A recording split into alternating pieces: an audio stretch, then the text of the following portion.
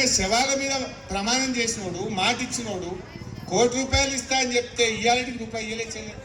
ఆ ఫ్యాక్టరీ ఇచ్చిన 25 లక్షలు తప్ప రేవంత్ రెడ్డి ₹1 ఇయ్యలే.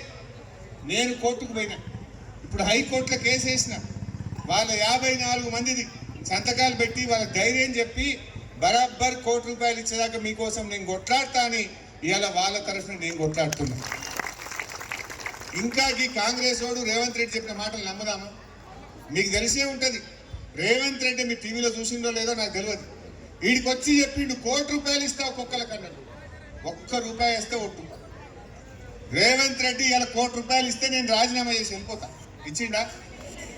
ఇంత జూటాకర్ మనిషిని నమ్ముదామా? ఇంకా ఏడికొస్తారు అబద్ధాలు అబద్ధాలు అబద్ధాలు. ఎన్ని రోజులు మాట్లాడుతావు అబద్ధాలు? ఈ పటాన్ చెరువు ఇస్నాపురంలోకైతే తెలుసు కదా, సిగాచీల మోసం చేసిండా ఇచ్చిండా? ఇటువంటి మోసగారికి ఇంకా ఓట్లు ఇద్దామా? ఇట్లాంటి దగులు బాజోని మాటలు ఇంకా నమ్ముదామా? దయచేసి ఆలోచన చేయండి.